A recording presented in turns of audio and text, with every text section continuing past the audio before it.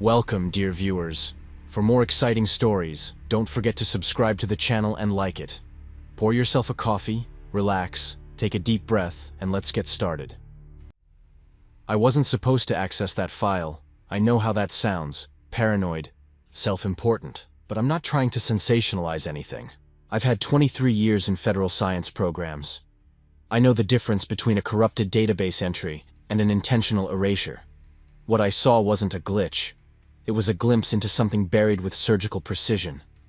I've delayed this recording long enough. My hands still tremble.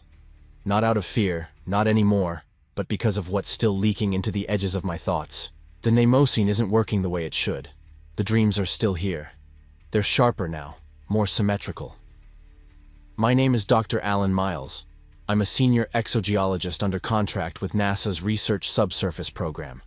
For the last 7 years, I've been stationed at the Hadley Complex in New Mexico, a subterranean installation used primarily for simulation environments, regolith behavior studies, and legacy data archival. We joke that we're custodians of forgotten knowledge. Most of my work involves scanning, digitizing, and occasionally reconstructing datasets from defunct Martian missions, especially those using pre-Zeus rover telemetry. It's unglamorous work, but valuable. Or at least it was, before I saw what wasn't meant to be seen. It happened just past 02 Mars last Wednesday. Standard systems maintenance. We were running checksum verifications on archived drives from the Aeneas series. Missions launched between 2022 and 2027. My task was routine. Validate index tags, ensure metadata continuity, and isolate any corrupted clusters. I'd done this hundreds of times. But that night, something skipped. The archival shell launched a subdirectory with no visible parent node. It appeared under a temporary cache tagged recon bin, though the field was blank seconds before. It shouldn't have existed. At first I assumed it was a replication error or a software artifact. Legacy systems can behave strangely when cross-compiled into newer file structures. But this wasn't fragmented junk, it was deliberate. Inside the hidden directory were 4 image files, timestamped March 18, 2024, UTC. The file names followed standard formatting, but had no mission code prefix. Just a numerical sequence, unindexed. I opened the first one. It was a high-definition still, clearly taken from an autonomous rover, judging by the lens curvature and onboard artifacting. The landscape was unmistakably Martian, pale basalt. Formations, thin dust layering, a distant ridge. Nothing unusual at first glance, until I noticed the structure. At the lower right quadrant of the frame, partially buried in the regolith, was something that did not belong. It looked like a cavity, no, a portal. Circular, rimmed with radial symmetry too precise to be natural. The inner edges were fractal, recursive, almost biological in geometry, yet too stable for organic formation. I zoomed in. There were markings along the perimeter. Not glyphs. More like repetitions in the material itself, as if the structure had grown while remembering its previous iterations. I opened the second image. The camera had moved closer, positioning the structure at the center. Now I could see depth, a descending tunnel, its inner walls lined with calcified layers that shimmered under the rover's floodlight. Some of the reflective patches moved, not in real time, but frame to frame, as though responding to the light frequencies. The third and fourth images showed the tunnel from within. The last photo captured something at the base, an irregular mass, partially obscured, emitting a faint blur of motion. I couldn't tell if it was distortion or activity. Before I could extract the files, the shell closed. The terminal locked itself and displayed a forced system update. I tried to override, but my admin access had been revoked. When the system came back online, the recon bin directory was gone. Not hidden, erased. The access log showed nothing, no record that the folder had ever existed. The checksum report listed my session as idle. I sat there for a long time. I didn't report it, not immediately. Partly out of fear, mostly because I didn't understand what I'd seen. There's a protocol for data corruption, but nothing for data vanishment. I ran local diagnostics. No anomalies. The logs scrubbed, themselves clean. Whatever appeared on my screen was not an accident. At 0412, as I was compiling a bug report draft, my inbox pinged. The message had no subject. It was from a non-rootable address. No return nasa.int. The body contained only one line. Stop. You saw it too. I stared at that line for a long time. Then I deleted the message. But it didn't matter. That night, I couldn't sleep. Not because of the images, because of the feeling they gave me. I've spent most of my life staring at rocks, faults, sediments. I can tell the difference between a natural anomaly and deliberate construction. What I saw wasn't Martian geology. It wasn't erosion or collapse. It was intentional. That tunnel was made, not by us. And not recently. I remember the fourth image most vividly. The blurred mass at the bottom. My first instinct had been movement. Now I wonder if it was looking back. By morning, my system access had been partially restored, but downgraded. I could no longer enter the deep archive vaults without secondary authorization. I didn't ask questions. I acted normal. I ran surface-level audits and cross-referenced public domain data. But there was no mention of a March 2024 mission on any NASA timeline. Aeneas 3 launched in 2023 and returned after system failure. Aeneas V was proposed but never built. Aeneas 4 didn't exist, officially. And yet the image metadata, the telemetry tags, the radiation profiles, they were real. They matched rover diagnostics from Aeneas-class explorers. Someone went there. Someone took those photos. And someone didn't want anyone to see them. On Friday, I finally tried to mention it. Casually, during a break in the cryogenic lab. I asked my colleague Rachel if she remembered anything odd about the Aeneas series. She hesitated, then said, "Weren't those missions grounded after the failure?" I asked, "Which failure?" She blinked. "I don't know. That's just what I remember." That was when I started noticing other things. My workstation was moved down a level, into a lesser-used wing. I was told it was for maintenance, something about atmospheric calibration. But no one else was relocated. The lights in my corridor flickered constantly, but maintenance never came. The coffee machine nearest my bay stopped working. My biometric login began taking longer to validate, 15, 20 seconds, sometimes more. And then, the dreams started. At first, they were fragments, circular tunnels, whispering wind, the sensation of being very far below the surface, in a place that didn't breathe right. Then came the sounds, low tones, almost musical, but wrong. In one dream, I was inside the structure. The tunnel pulsed. I heard a sound like teeth grinding, but there were no mouths, just curves, just endless descent. I tried to rationalize. Stress, fatigue, residual signals from old data. Our minds aren't perfect vessels. They pick up echoes, especially when saturated with strange inputs. But I knew better. The dreams weren't mine. They were being put there, or released. Last night, I returned to the system at 02 again. I didn't expect to find anything, but just before shutdown, as I closed the terminal, something flashed across the screen, one of the images, the third one, the descending tunnel. It was there for only a second, but this time, the blur at the bottom moved. Not subtly, not distantly. It stepped forward, not toward the rover, toward me. I didn't sleep after that second appearance. I watched the image frame by frame, rewinding it in my head like a hallucination that hadn't finished unpacking. It wasn't possible. There was no way an archived image could change. Unless it wasn't an image.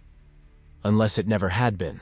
At 0437, I disconnected my terminal from the local net and took out the wireless card.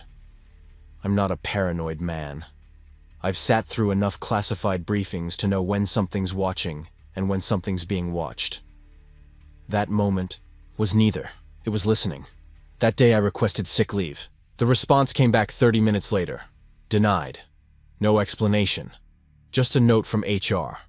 Clearance level requires continuous assignment presence. Medical exceptions require Tier 2 evaluation. I hadn't signed anything like that. But the wording was specific, pre-written, scripted. So I started digging, not through the systems, not after what I saw.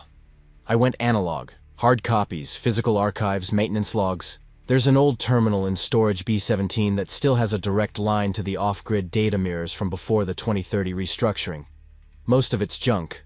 Sensor reports, mechanical diagnostics, rover operation protocols. But buried in the logs from March 2024, I found a shipping manifest tagged as internal, AE full. 7 crates, mass discrepancy flagged, but unresolved. Final destination, WHT SND 13. That's White Sands. But the tag was wrong. Aeneas 4 was never logged. I checked every public and classified launch record between 2023 and 2025. The numbering jumps. Aeneas 3 returns in late 2023 after a system-wide failure near Valles Marineris. Aeneas V is proposed in early 2026, cancelled before construction. There is no IV, no funding records, no team roster. I double-checked the coordinates on the crate manifest. It wasn't White Sands proper. It was a sub-facility. Sector 13B, decommissioned in 2021. I knew someone who used to work comms out there, Tommy Brennan, retired after the Perseus relay fault. He was the one who taught me to listen to signal drift. Patterns. Said every machine has a signature, like a nervous system. He kept in touch. Kind of. I found an old, secure line, keyed into his last known routing node, and left a message. Need to talk. Something's not right with Aeneas. He called back 6 hours later. Jesus Christ, Alan, he said. You saw it too, didn't you? I didn't answer. I didn't need to. He exhaled, then whispered, You have to stop digging. They buried that thing for a reason. I asked him directly. Was there a mission? A pause. Then, there was something. Not on the books, civilians. Outsourced payload engineering. No press, no photos. They built the module at Vandenberg and launched it with recycled telemetry tags, piggybacked on a weather satellite manifest. But I heard the signals.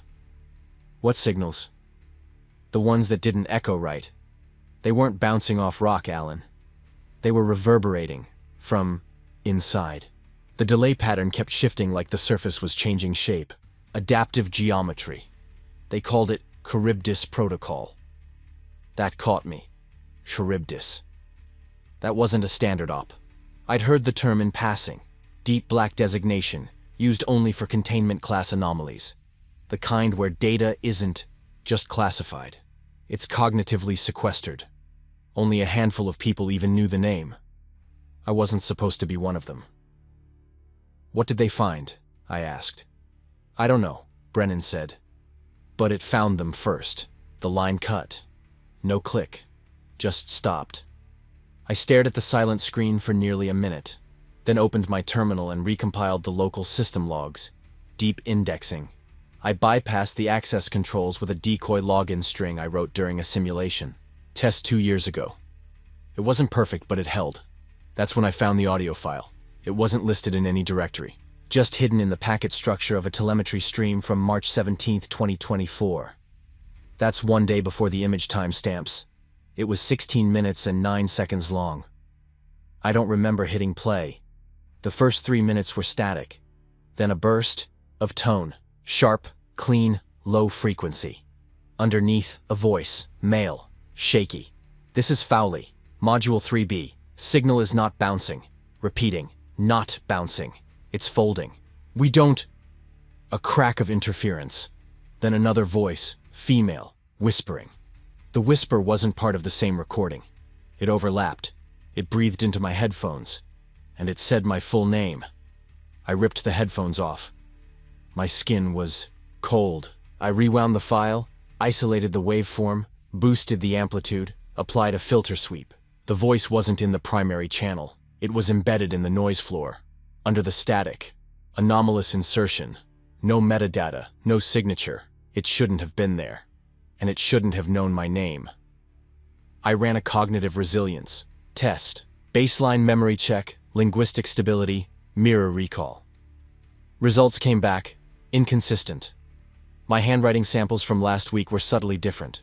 Stroke curvature, spacing, pressure. As if someone else had written them mimicking my style, but not quite right. At 2 a.m. that night, I locked my quarters and stared at the wall for 2 hours.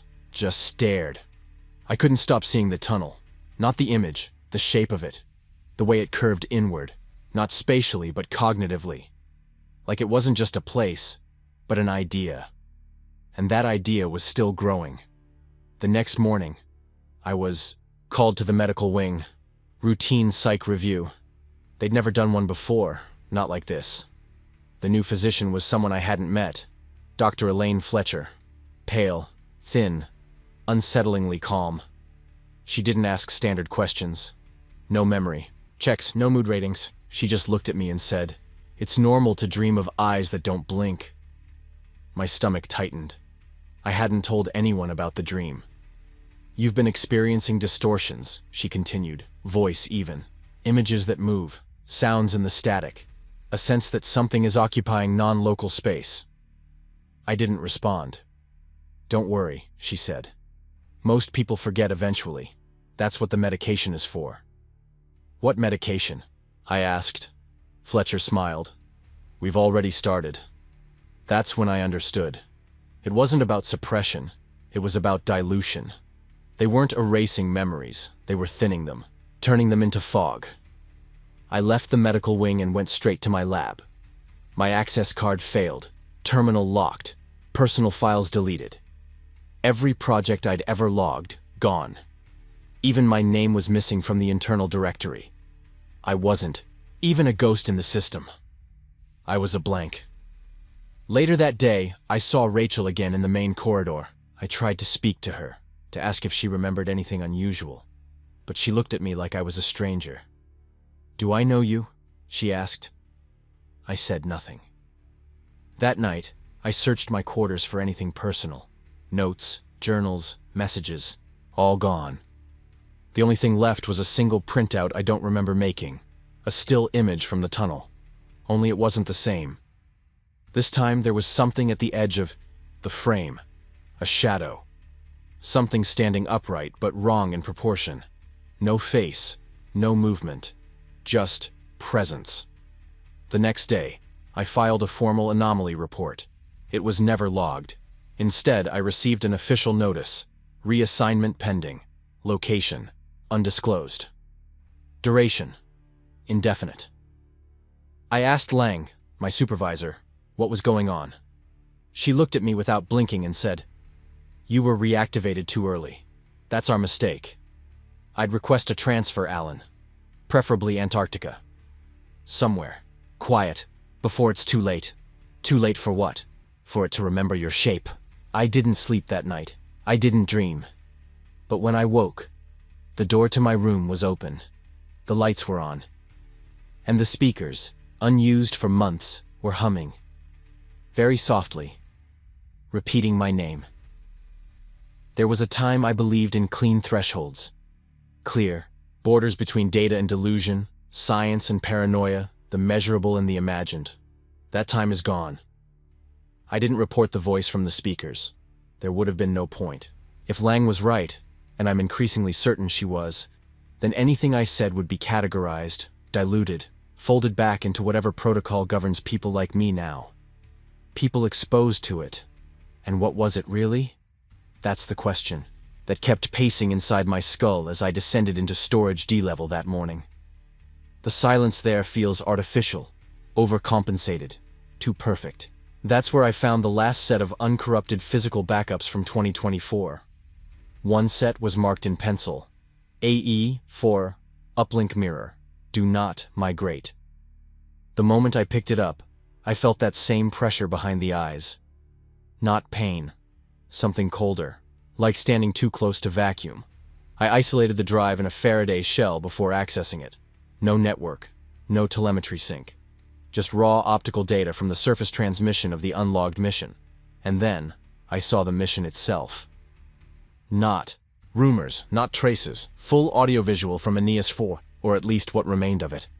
There were 4 crew members. That was the first anomaly. Aeneas-class rovers weren't manned, at least officially. But the footage clearly showed internal cabin recordings. Low gravity, red ambient lighting, tight suits with oxygen-linked packs and neuro-recorders behind the neck. They were civilian contractors. No insignia, no mission badge. Their voices were distorted, like an old VHS, warped around the edges. But their eyes told the truth. They were afraid. The video began with standard descent over the Eos Chasma region. The lander came to rest near a shallow canyon. The exterior camera panned across reddish dust, then locked onto a single vertical fault in the rock face. Not natural. It was too smooth, too sharp, like something had sliced through the geology. Then came the breach. The crew didn't speak much. No scientific chatter. No enthusiasm. They moved with deliberate coordination, as if under orders they didn't fully understand. They placed a device at the mouth of the fault. Triangular, matte black, humming faintly. One of them activated it. The device emitted a low tone. The cliff face began to soften. That's the only way I can describe it. The rock surface rippled, like fluid under tension. Then it opened. What was behind? It was not a cave, it was an aperture. They entered. The footage began to degrade from that point onward. Colors desaturating, frame rate stuttering irregularly, audio phasing in and out. Inside, the structure was not hewn. It had grown. Organic formations along the walls resembled honeycomb tessellations, but with embedded filaments, some biological, others metallic. The crew moved deeper, down a sloping corridor. One whispered, "It's responding to our EEGs." And then, the lights began. Subtle at first.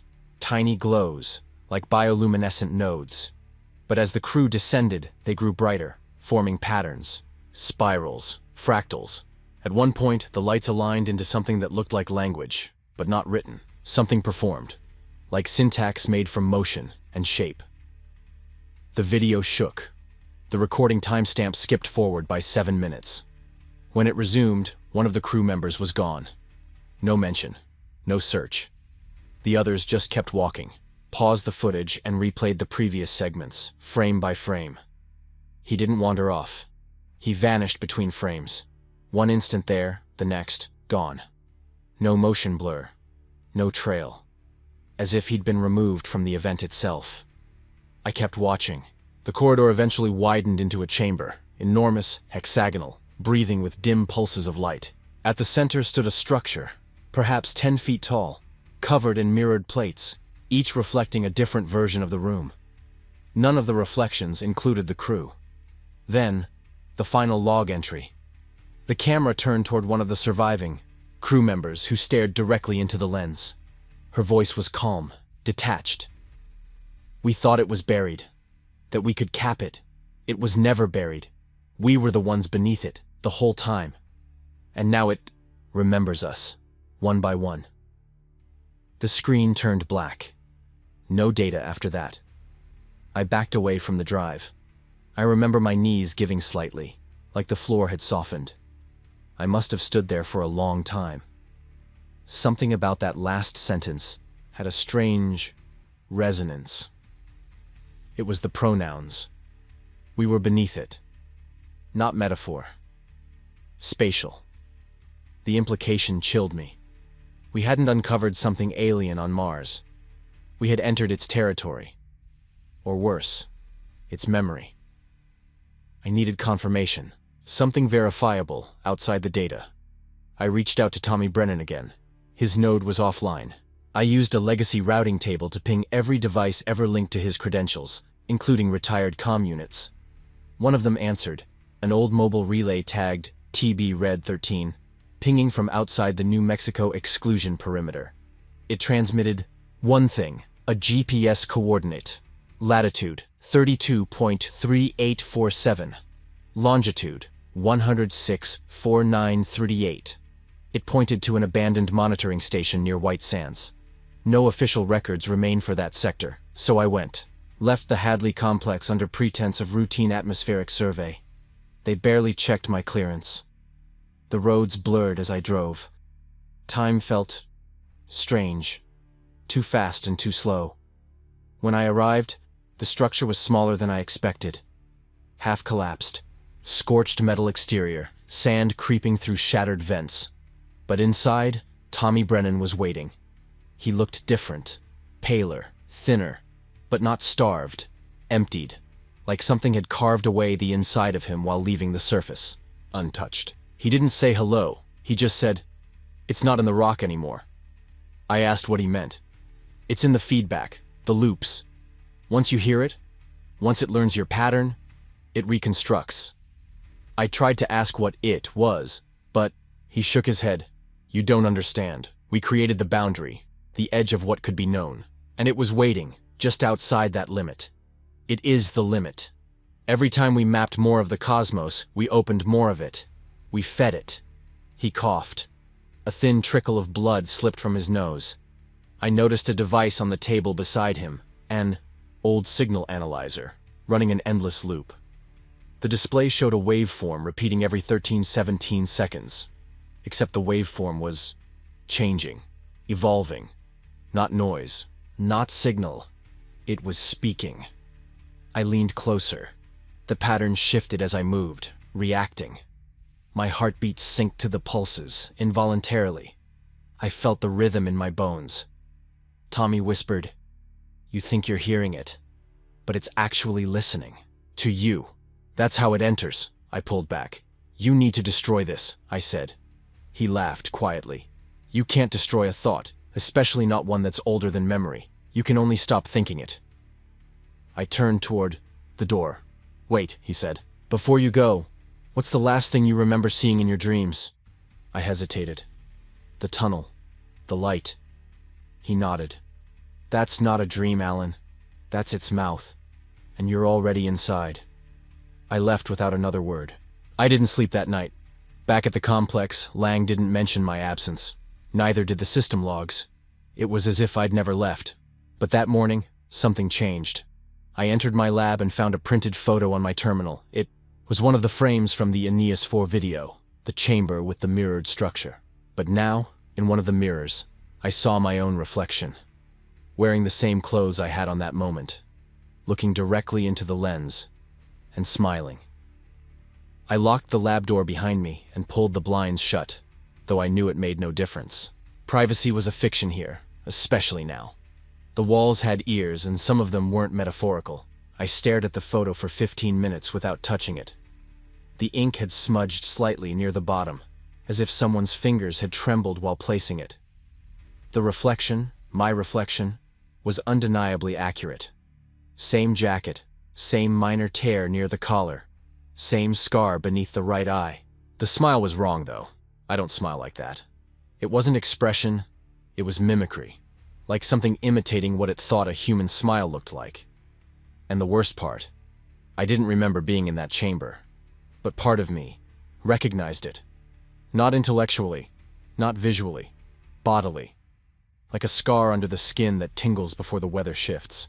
I locked the photo in the false bottom of my desk drawer and turned to the sealed container marked AVD7. Until that moment, I'd avoided opening it. It arrived 2 weeks ago, misdelivered, according to the inventory log, sent from an unnamed facility with no forwarding tag. Meredith Lang had seen it but never acknowledged it again. No one else mentioned it. The box sat there, inert, untouched, but it wanted to be opened. I could feel that now, like heat from a closed oven door. I broke the seal at 0313. Inside was a cylindrical vessel, carbon black, surface matte, seamless. I lifted it with both hands, lighter than it should have been. I expected insulation foam or a sample capsule. Instead, the lid unscrewed without effort. The interior was cold, not mechanically chilled, naturally cold, like the vacuum of space had been folded inside. And at the center, suspended by 3 gossamer filaments, was the structure, roughly the size of a grapefruit, semi-translucent. Its surface shimmered in layers that didn't move with light, they moved with attention. Every time my eyes landed on it, the geometry shifted, like it was folding away from being fully perceived, like it hated stillness. I reached out, hesitated, then placed my gloved hand near its edge. It pulsed. Only once. A low, steady vibration that resonated in my bones more than in the air. The sensors in the room flickered. My terminal rebooted. The lights dimmed, but not from a power drop. It was as if the photons themselves were being redirected. I slammed the lid shut and sat back. It wasn't a rock. It wasn't a sample. It was listening. I needed someone to corroborate.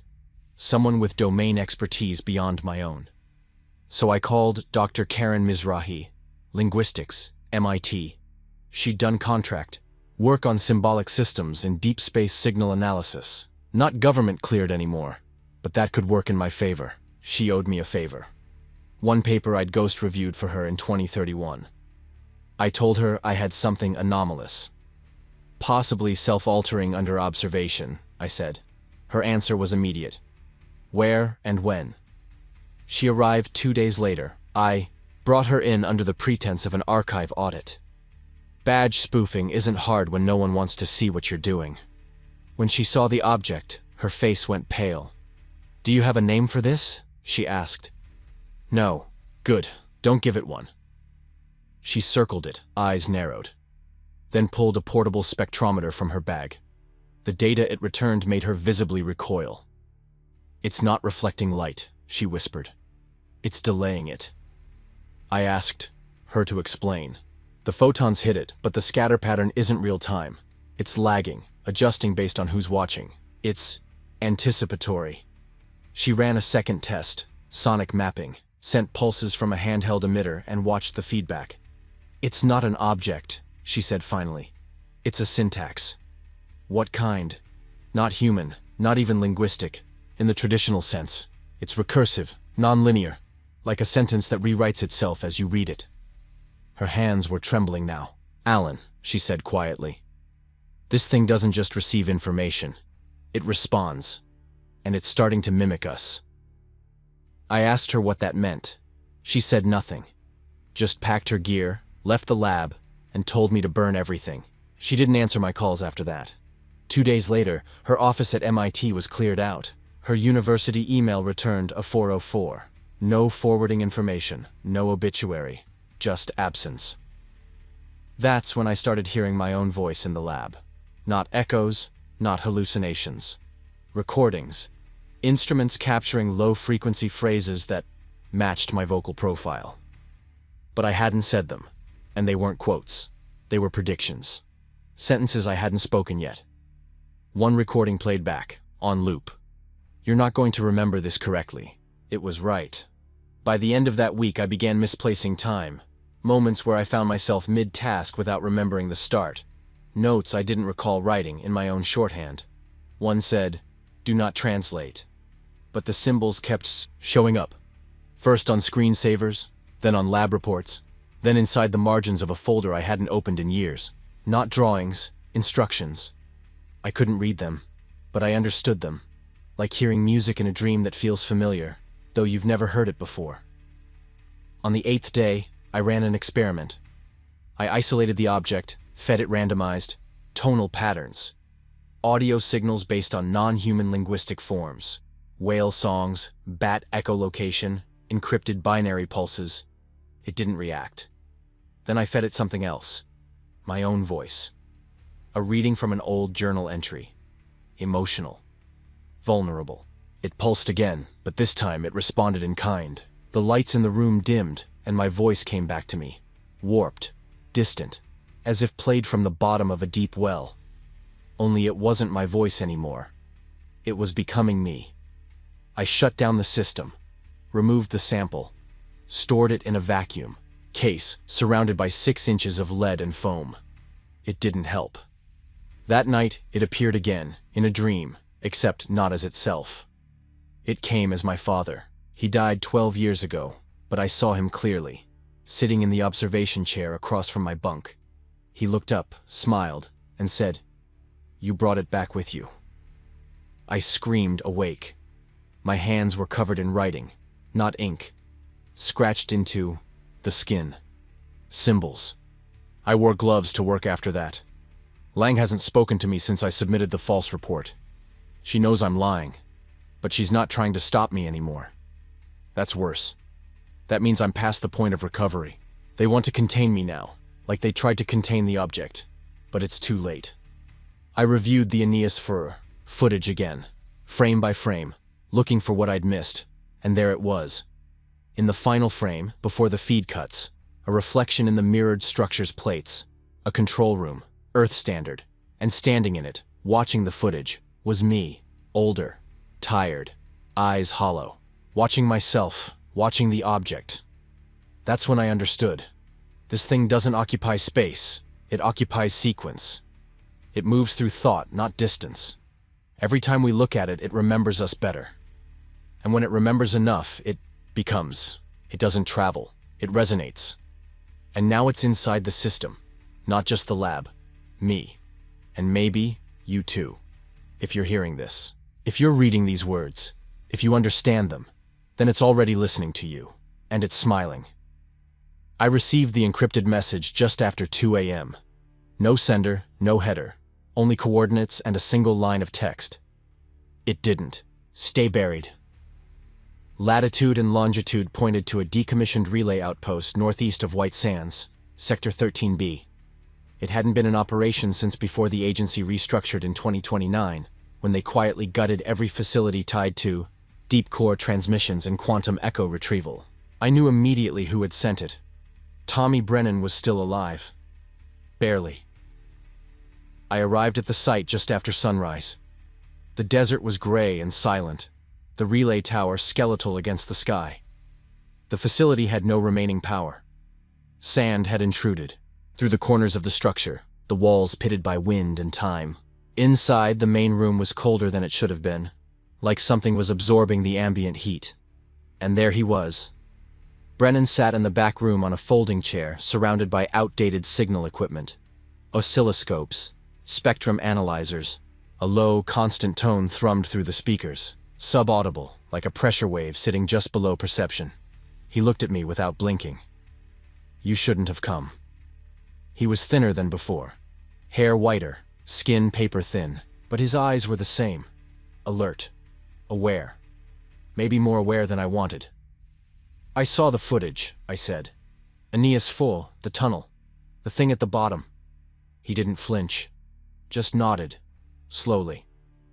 They told us it was a containment op, he murmured.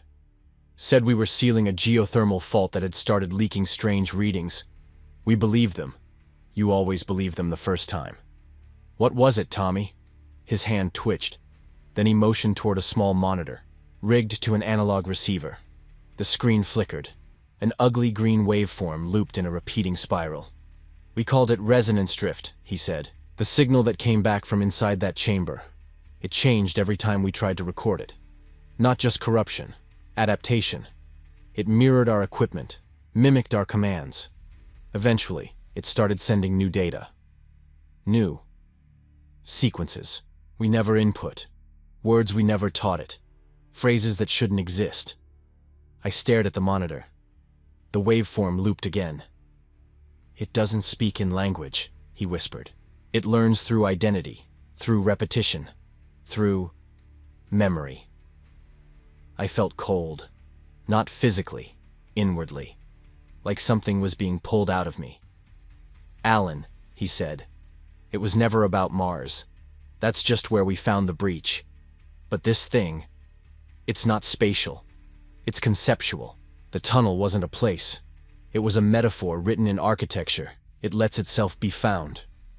And now? I asked. Where is it? He didn't answer. He just turned the dial on the receiver. The frequency shifted, and my name came. Through the speaker, not spoken, breathed. Alan, Alan, Alan. Over and over, I staggered back. It's been saying your name for days, Tommy said. Same tone, same rhythm. Like it's waiting for you to reply. I asked him the only question I had left. How do we stop it? He smiled. Sad. Hollow. You don't. You quarantine the memory. You bury the patterns. You forget. Or you let it become you. A long silence followed. Then I noticed something. His speech, his posture, the way he moved. Slight delays. Pauses that didn't quite match emotional cadence. Like he was syncing with something else. Something beneath him. Tommy, I said. Are you still you? He didn't respond. He simply reached into his coat, pulled out a small drive, and handed it to me. Don't play this near any speakers, he said. And for God's sake, don't read it out loud. I left without looking back. He didn't follow. I waited until I was 40 miles from the relay site before I powered on the drive Tommy had given me. I pulled off the road, deep into a wash of desert brush, wrapped my phone in copper mesh, and disconnected the truck's onboard telemetry. Then I opened the contents of the drive. There were only 2 files. The first was a compressed audio log. The second, a folder titled Transcriptions Failed. I started with the audio. No metadata, no speaker ID, just static for 8 seconds, followed by a soft tone, low, oscillating, like sonar bouncing against something that refused to reflect. Then a voice, female, calm, strangely familiar. It's not speaking, it's remembering.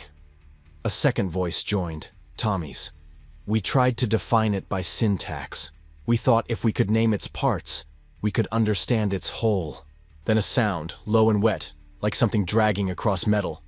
And a third voice, my own. But I never recorded this. It's not a message, it's a presence. Each time we listen, it learns how to sound more human. I paused the playback. My mouth was dry, my hands were shaking. These weren't recordings. They were replications. The thing had been listening to us for years, learning the shape of our thoughts. I opened the transcription folder. Dozens of text files, most corrupted. Each one titled by a date and time, followed by the same phrase, failure to map. The readable fragments made my skin crawl. Glyphs change when viewed. Recursive pattern matches observers' baseline cognition. Sentences generate memory. Memory becomes internalized structure. Subject attempted vocalization. Result, audio bleed, identity loop, cognitive overwrite. One file ended with a warning in red font. Do not translate. Language is not static. Language is vector. I closed the drive. It was clearer now. This thing wasn't a message in the traditional sense. It was a linguistic organism, a self-replicating thought form, using human cognition as its host environment. Every attempt to interpret it gave it more shape, more foothold. It was growing. Back at the complex, the lab had changed. No alarms, no sign of entry. But the object, AIVD7, was no longer in its case. Instead, it was resting on my desk, and it had changed. It had unfolded. Its outer shell was now composed of geometric panels, rotating slowly, soundlessly. Inside, new layers had emerged, spindles of semi-organic lattice, glowing with faint blue pulses. It looked less like an artifact and more like a lung. Breathing in silence, I approached. It responded. A series of glyphs appeared along its inner wall, burned into space, not matter. I couldn't read them, but I recognized them, because I'd seen them in a dream 3 nights ago. That dream hadn't felt like a dream. It felt like memory being rehearsed. And now it was real. I grabbed the lead casing and moved to reseal the object. As I touched it, I heard my voice, whispering again, this time directly into my right ear. You brought it here. I turned. No one was there, but the lab lights flickered, once, then again, and the terminal began to type on its own. It can use language now, but not like us. Not to communicate, to become. I shut it all down, disconnected power, destroyed local logs, pulled the room from the network. But the damage was done. That night, I found a new file on my personal device, one that I had never written. It was titled Post-Human Syntax Draft Arrow 1. Its opening line, the moment you understand the sentence, it understands you. I didn't write the file, but it was written in my voice. Not just the tone or cadence, my exact lexical patterns, the way I structure arguments, how I shift when I'm uncertain. It even mirrored my habit of using ellipses in moments of hesitation. I scanned the file's creation metadata, time-stamped, for 03:14 a.m., exactly the same moment I woke up gasping, convinced I was drowning in light. Not water, not fire, light. There were no cameras in my quarters, no microphones. And yet the file described in precise detail my dream, down to the impossible architecture, the spiraling corridors, the thing that whispered in reverse. It ended with a line that didn't belong to me. Now that we've remembered you, you can finish remembering us. I didn't sleep again after that. Lang stopped showing up at her office. I went by twice, knocked. No answer. The second time, the door was already unlocked. Her desk had been cleared. Nothing left but a folded printout taped under the desk drawer. A photo. My face again. Same clothes, same blank expression. Except this time, I wasn't in the mirrored chamber. I was inside the tunnel. No gear, no suit. Just me, standing in the dark, looking up at something that wasn't in the frame. My hands were covered in writing. Later that day, I received a secure notification that my clearance had been fully reinstated. No explanation, no interview. Just full access, every classified Aeneas IV archive, reinstated under Condition Deferred Cognitive Risk. It was bait, but I accessed it anyway. The first file was a diagnostic report from March 2024, logged 72 hours after Aeneas IV entered what was then marked Geological Site Delta. The report didn't mention terrain. It didn't mention samples. It talked about feedback. The YOI rover had begun returning signals that hadn't been sent. Binary fragments. Data structures with recursive patterns, too large to originate from the onboard processors. They weren't just anomalous, they were self-modifying. One scientist, Dr. Weaver, wrote a line that shook me. If this is a structure, it's built from memory, not rock. Another report detailed a sudden failure in the neural mapping interface. The team had rigged experimental cognitive mirroring software to the rover, meant to simulate pattern recognition based on real-time Martian terrain. What they got back wasn't terrain, it was faces. One of them was mine, even in 2024, before I'd ever been assigned to this project. That's when I knew this wasn't linear. This thing doesn't move through time like we do. It doesn't travel. It reassembles. Every time we observe it, touch it, speak about it, it pulls from what we are and reshapes what it needs to become. Not a parasite, not exactly. A mirror, learning to look back. I couldn't keep this to myself anymore. I sent a heavily encrypted message to Karen Mizrahi's backup node, the one she'd used during her work on the Neptune signal decryption project. I didn't expect a response, but I got one. 4 words. It's inside the syntax.